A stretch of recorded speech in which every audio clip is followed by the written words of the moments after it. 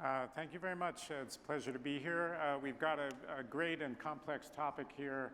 The list of issues when it comes to regulating the digital economy is very long, and the challenges are many, especially when it comes to cross-border cooperation. Just to run through a kind of few things, you know, there's question around data localization, around fake news and content policy, antitrust policy, how do you, privacy policy, cybersecurity.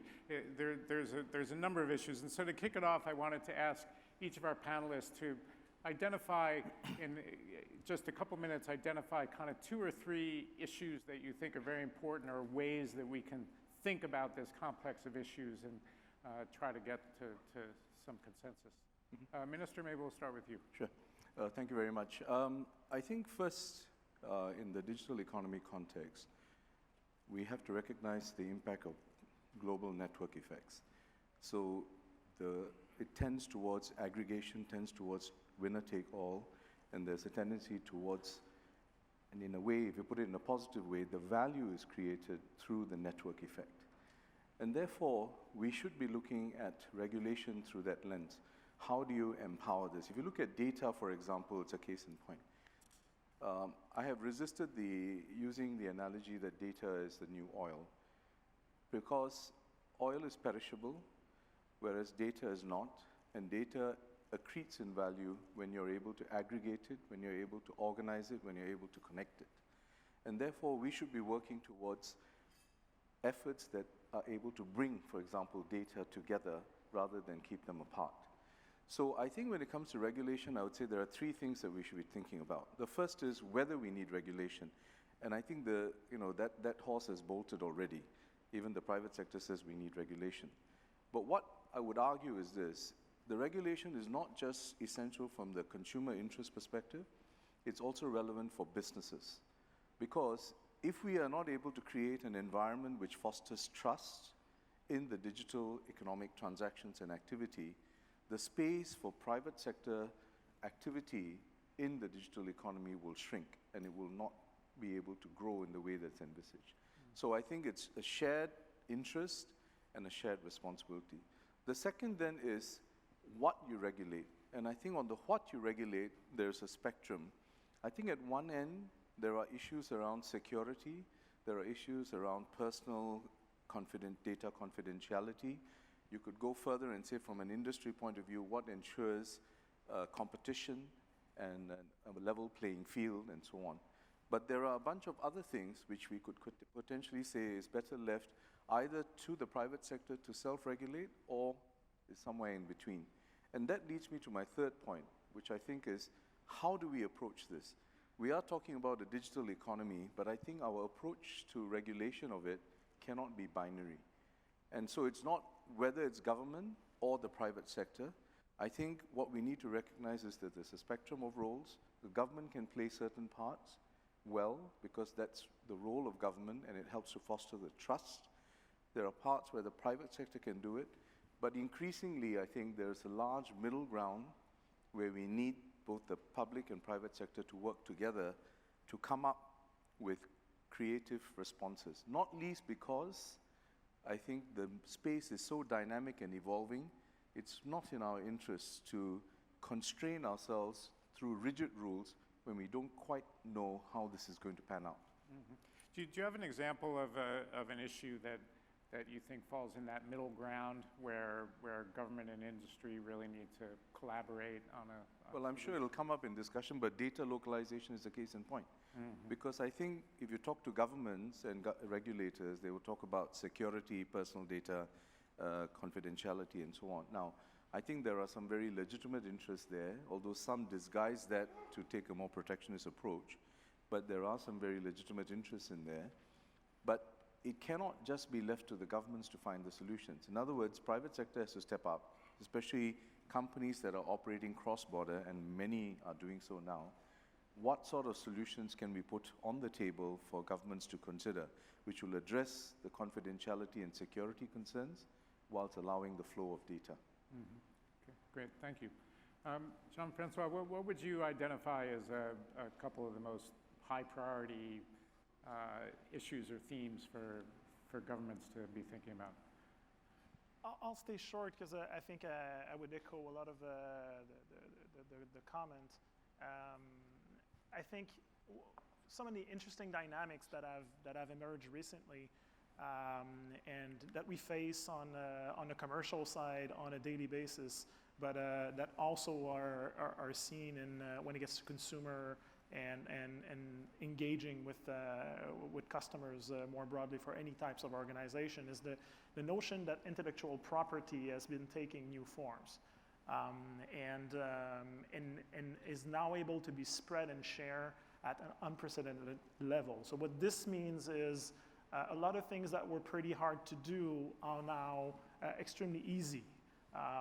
Understanding people's intention, personalizing products, having personalized conversation, copying style around images, around a piece of text. A lot of these things used to require human brain, which basically was imposing a certain cost, a certain time to make it happen, and a lot of situations were basically, we're never seeing them. And now with the contribution of digital information combined with algorithms, a lot of that intellectual property can now be encoded pretty easily, and suddenly situation like fake news, situation like private data spreading across, system being able to manipulate or play with addiction with people, creating all sorts of habits, reinforcing certain types of behavior that would have been impossible to create or put in place are now becoming very easy for any individual or organization to achieve.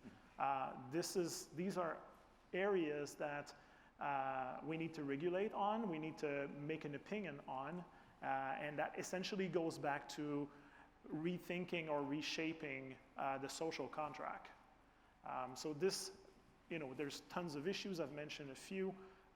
You think of what should be the role of engagement around our digital self, and where does my digital rights stop as an individual, as a person, and where does a company can start to own the intellectual property that is built on my information. When it gets from a country perspective, what does a country own in terms of digital rights or intellectual property? And in there's opportunity for new types of infrastructure to be put in place.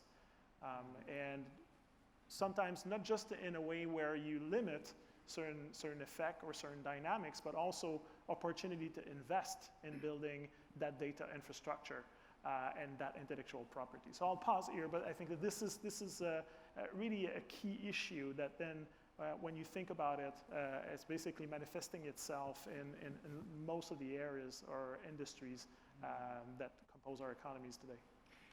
You've been involved in a lot of discussions, multi-stakeholder discussions about some of these issues. Is there a example that comes to mind of a government, say, or group of parties who have come up with some good answers to some of these issues? So there's interesting starting points. I mean, there's been tons of national documents that have been produced. I've personally been part of the Canadian version, but also I'm still involved in the high-level expert group on artificial intelligence at the European Commission. We released a report on the topic. The gist of it is that a lot of the laws and a lot of the principles that already exist can just be extended. And we don't need to reinvent the wheel here. Our core value, human rights, a lot of the principles that are there can be basically built on top of. And then this work is publicly available. There's 60 documents like that have been published by different groups. Either it's the World Economic Forum, Europe, Canada, and the interesting thing, just concluding on this, is we've studied basically the overlapping opinions, and over 60% of the content of all these documents says the same thing. Mm-hmm. So So there's an opportunity for alignment here There's some globally. hope for agreement in some of these Yes. areas, yeah. Yes. Okay, great. Professor, what would you identify as some of the most important? Okay, thank you very much. Since I come from China, Peking University Law School, I think it is important to give you some basic information to a very important legislation in China recently, because the topic of our discussion is on the regulation of digital economy. You know, a few months ago in China, we adopted a new law on e-commerce. So the new e-commerce law will be served as the fundamental rule regulating the Chinese digital economy. So the topic is proposed by the moderate. Theoretically, we can find answers from this new law, but with one exception, because according to the protection of data privacy, we are doing a special legislation on the protection of personal information, and the law, I think, will be drafted recently. So what is the main position of this new legislation in China? And after a very brief introduction, I will focus some competition problems regarding the digital economy in China. First of all, the new legislation in China about the e-commerce, its main trend is to encourage the development of digital economy in China. So the supervision, so the regulation will be guided by the so-called principle of inclusive and prudential governance, or prudential regulation. This is a fundamental principle. So in China, the position of the government is when emerge a new model of e-commerce, the government will not interfere. The government will wait a moment and see the consequence of this development and not take steps so rapidly. Another position taken by the Chinese legislator, is that we should give the equal legal treatment to online and offline business models, because we should construct a fair competition environment for every business models. So in China, with the enactment of the new law, the problem of tax, the problem of the legislation, every aspect, the online and offline trade models have the same legal position. This is the third one. The second one. The third point is the deep and comprehensive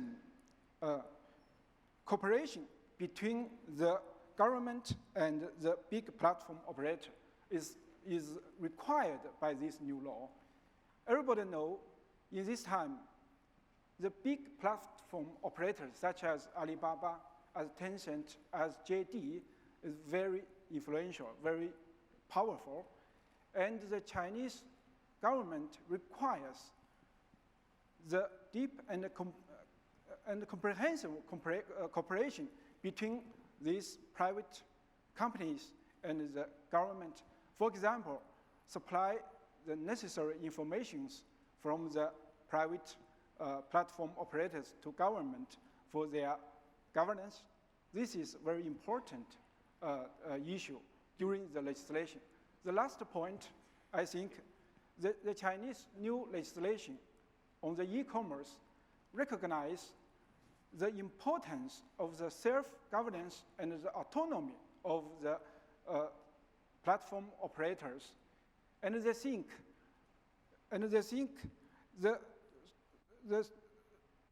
also the platform operators have some fundamental public functions in regulating activities taking place in the cyberspace.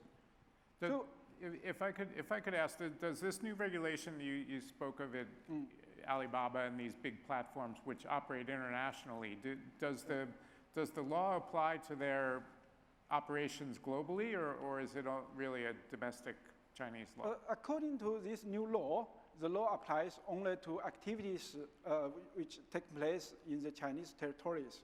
But how to defend this conception that in the Chinese territories, we have some standards. For example, the company registered in China, according to Chinese law, the activities is regarding Chinese customers, and another, the server, the instrument is established in the territory, in the Chinese territory. So according to these different standards, we can define if these activities will be under the control of the Chinese new law.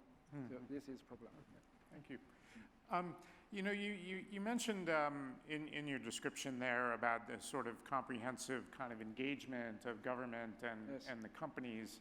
And that's, you know, a little bit opposite, say, the U.S. Perspective, where the companies have a lot of free rein and government's role is much more limited.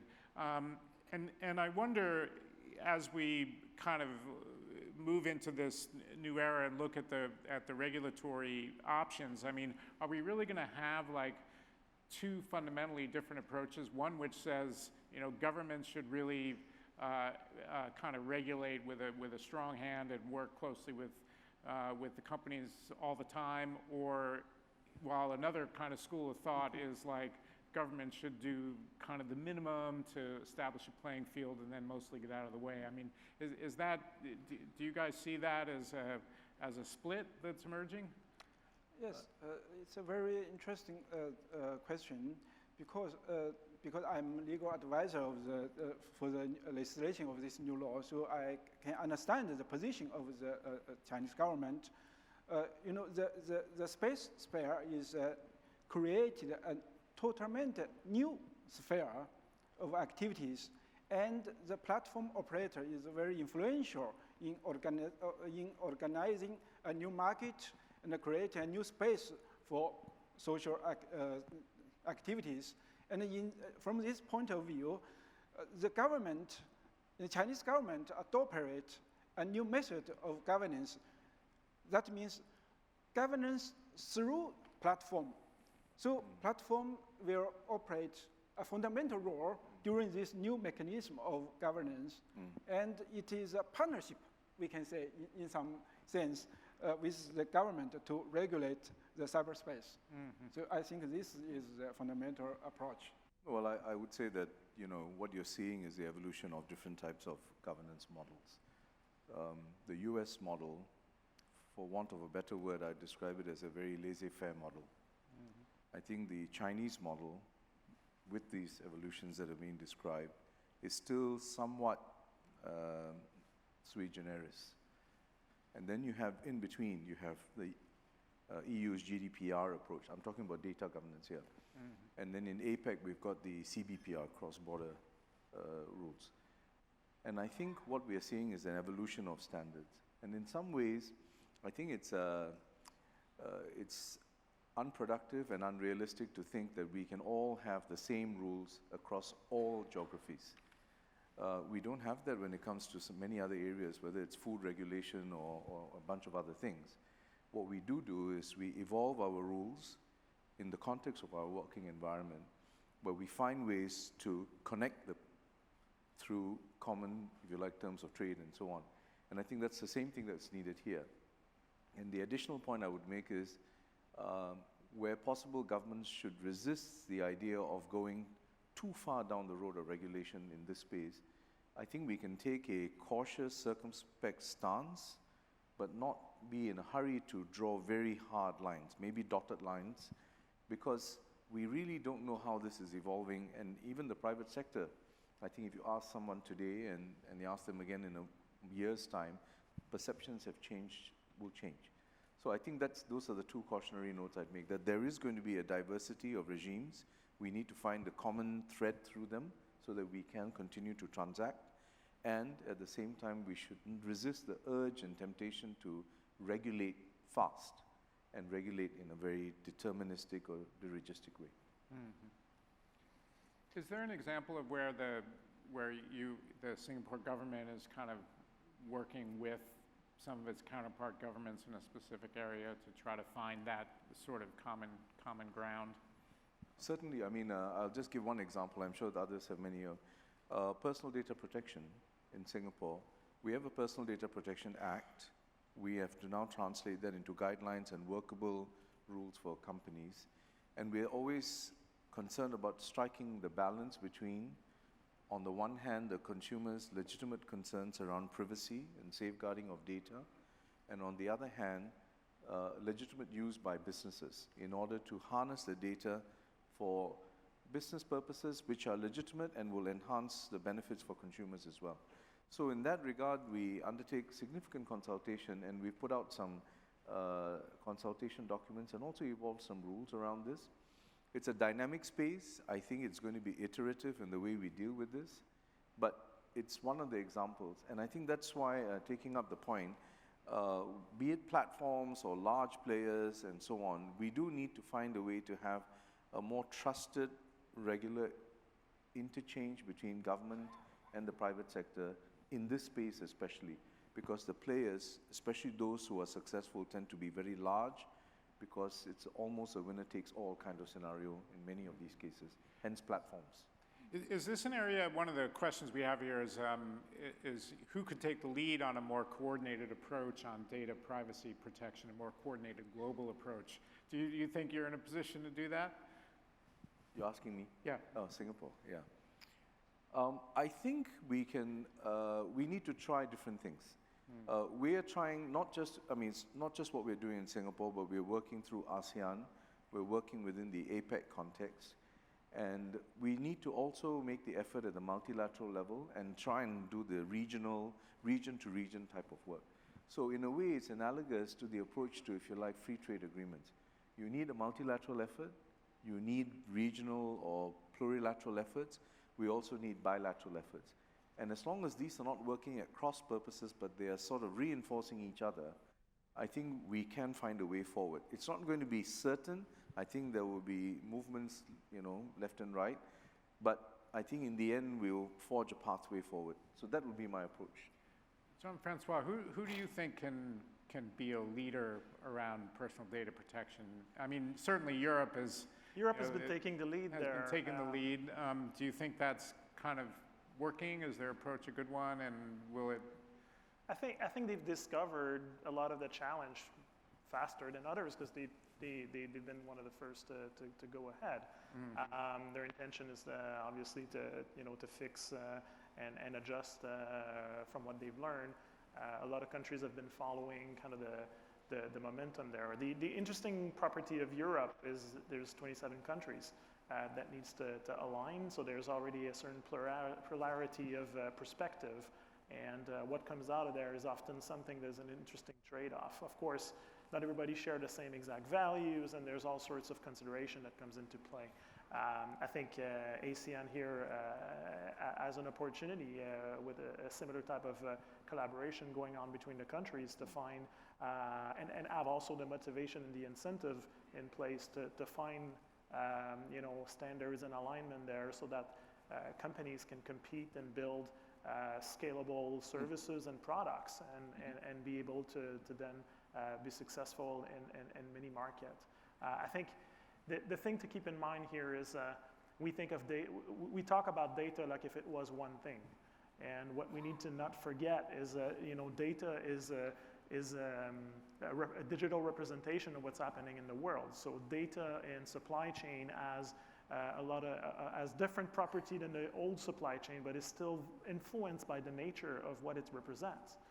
When you go for data for people, it's kind of a similar thing. So data in healthcare has different considerations. So we got to be careful and try to find a one-size-fits-all solution when it's so impacted by each industry. Okay, great. For last question, and a couple of the questions here can be kind of summed up as like, what should be done about Google, Facebook, and Amazon? So they're very large, dominant, globally dominant in some ways, internet platforms. I mean, what kind of regulations should governments be bringing to bear vis-a-vis those platforms? I know that's a loaded question. I can start. Yeah, I'll start. I think these companies have been incredibly innovative, and they've discovered and actually built some fundamental infrastructure, and to the point and to a degree of success that certain piece of that infrastructure are now critical for countries to be able to be productive. And I think that's kind of what's been recognized by the law that I understand has been put in place in China.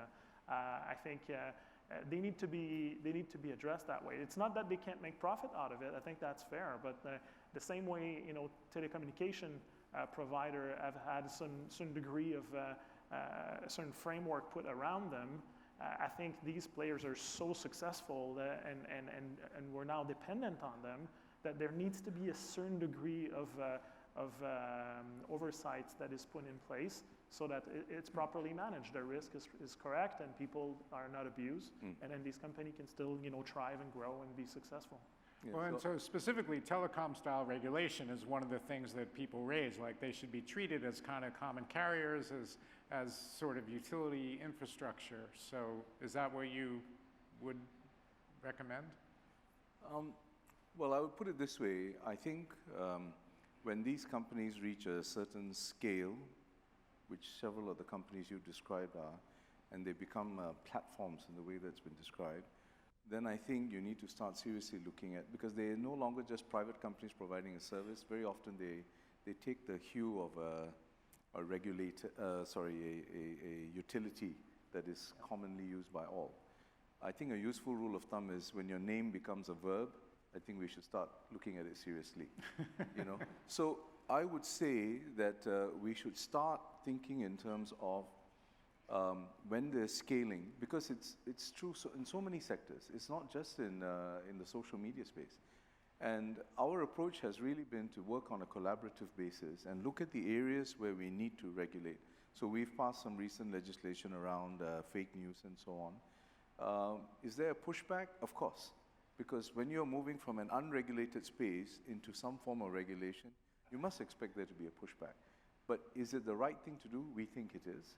And it's more about, and we think that in the end, it will be proven that by doing this, we're actually creating a more productive and constructive environment in social media, in this case. And I think we can take a similar approach to regulation in many of the other sort of large company type or company-dominated spaces that you've identified. Okay, great. Well, we're about out of time, but thank you very much for your Thank you comments. very much. Thank you.